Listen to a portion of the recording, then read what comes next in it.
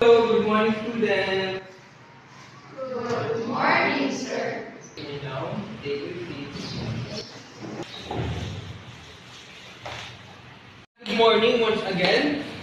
So before we go to our discussion, I have a question to all of you. Anyone familiar here with the word pollution or pollutant? Anyone? Wala? Pwede ka mo hand up kung may naman ito. Anyone class? So, kung hindi ka mo kabalo, okay lang na. Today, right now, i-discuss ka ng mga topic. So when we say pollutant, pagkatapos sini nga senaryo, si Mr. Jonas natingala kung nga wala nagaparticipate ang iya nga mga estudyante sa iya nga klase. Pero nagpadayon gyapon siya sa pagtudlo. Pagkatapos sang klase, gintingwaan ni Mr. Jonas nga maistorya ang president sang klase rin. yung president, din pabili nakatiri yung picture na kita. So, na-notice ko kanina na sa taga-klase, kung gusto natin makamo, but, alam mo na mag-kapat. Pakulitan mo bala, kung nga, kung tension. Kay among si Rosang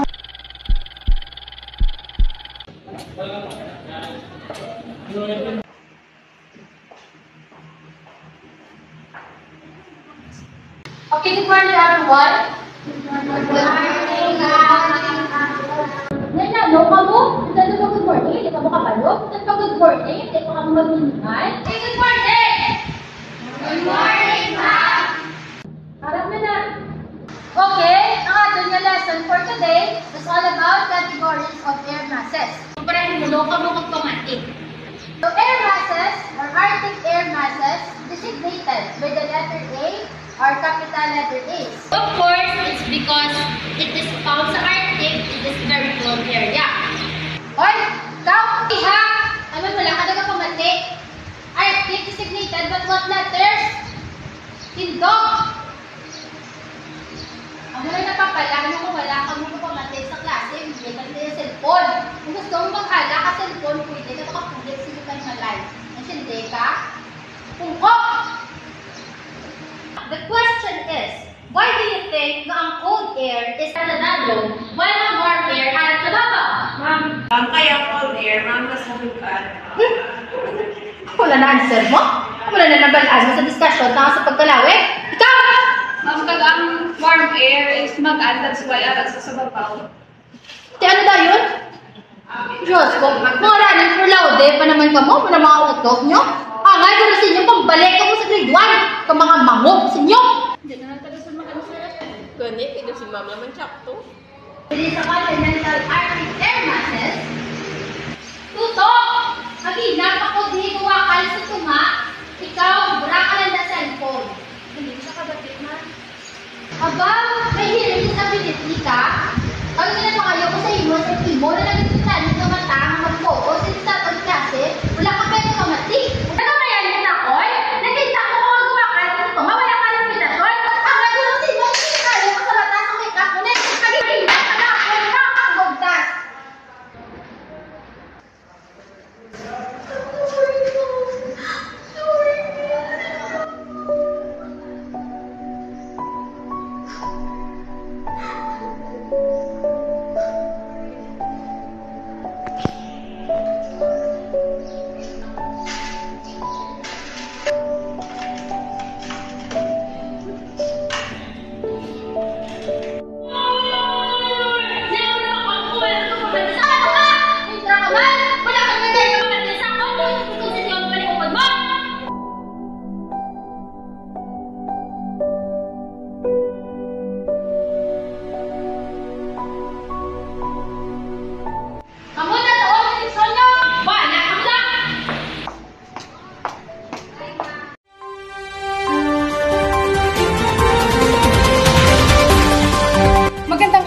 inyong lahat. Ako ang inyong news reporter, Maricel Goco ng Entrance News Report. Isang guro na naman ang nawala ng lisensya dahil sa di umano'y paglabag sa Article 8 ng Code of Ethics kung saan tinatalakay dito ang mga dapat at hindi dapat gawin ng isang guro sa kanyang mga estudyante. Ang nasabing guro ay 5 taon na nagtuturo dito sa Exet University. Nagngangalang Jorilyn Cabatak, 28 taong gulang at nakatira sa Sitio Mungo, Barangay Alimango, Coral City. Ang nasabing guro ay gumagawa ng mga hindi kaaya-ayang pakikitungo at pagtrato sa kanyang mga estudyante.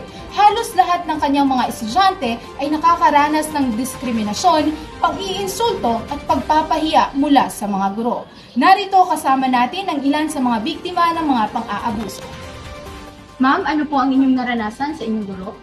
Natakpan niya po kami ang dami na namin sa ating pasak. Minamaltrato niyo po kami. Is a free country. Walang karapatan na saktan ng mga guro ang mga estudyante. Natapos na po nating mapakinggan ang mga pahayag ng mga biktima at ang ilan sa kanila po ay sinubukan na nating kunan ng pahayag, ngunit tumanggi po silang humarap sa kamera. Ma'am, ano pong inyong masasabi sa kinakaharap niyong aligasyon ngayon? Wala po akong kasalanan sa mga nangyari. Just talk to my lawyer.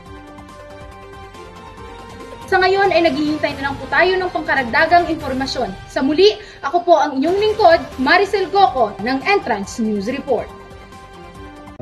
Pagkatapos mabalaan ni Mr. Jonas ang rason, naghimo siya sang tikang nga makabulig sa mga estudyante. Mabudlay man sa una pero wala gid nagsurrender si Mr. Jonas. Padayon siya nga nagtingwa nga mabalik ang salig sa mga estudyante. Samtang nagalakat ang panahon, nag-amat-amat na balik ang pagkaaktibo sa mga estudyante. Diri nila liwat na batsyagan ang ila importansya. Diri nila liwat na batsyagan nga magpabutsyag sang ila balatsyagon kag mga opinion. Bangod kay Mr. Jonas nangin open kag safe ang ilang nga classroom kung sa diin ang mga kabataan may oportunidad nga mag-answer kag magbahin sang ila kaugalingon nga pagkonsyende sang leksyon. Nadula ang kahadlok sa mga estudyante. Nagbalik naman ang ila nga self-confidence kag ang pagsuporta sa isa kag isa. Kag ang isa ka pinaka-importante sa tanan ang yuhom pagpasalamat kag kalipay makita ta na sa ila.